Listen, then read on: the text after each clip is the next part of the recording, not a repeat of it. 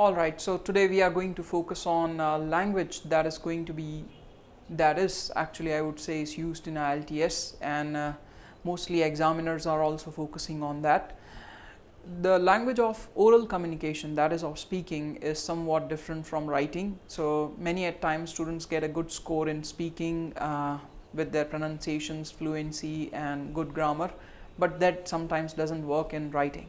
Alright, so what language is needed in writing is somewhat different in IELTS. One has to focus on writing, especially on the language, on the words they are choosing to write their essay or graph or letter. So that helps them to get a good score in writing.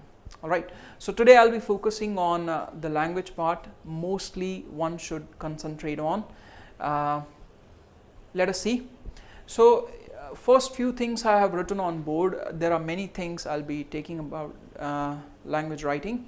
So first I have differentiated between informal and formal writing.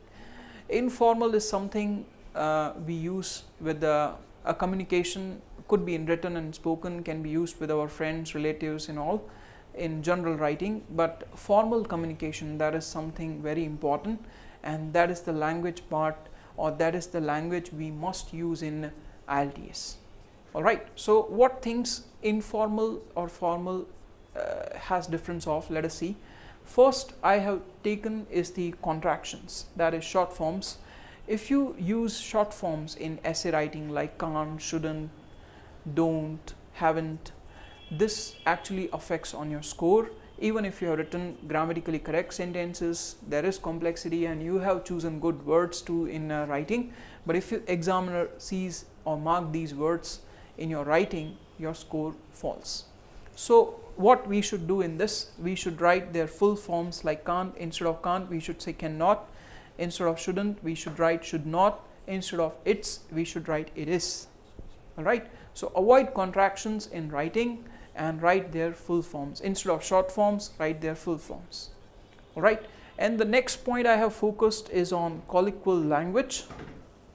Colloquial language is something that is fine if you use in speaking. Colloquial words are accepted when you give your speaking test, but it doesn't work when you use these words in writing.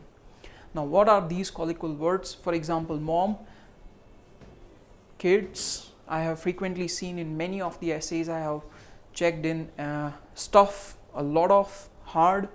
These words actually reduces the score.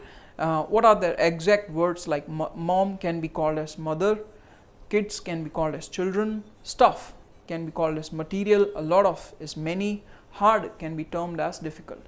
Alright, so we have to replace some of the words that actually affects our score. Alright, so colloquial words we should completely avoid in our writing. Among these words I have found a lot of is majorly used by many of the students. So instead of a lot of, you must use many. Alright, so language plays an important role. Vocabulary, other things are important, but language, that is formal language, one should always take care of.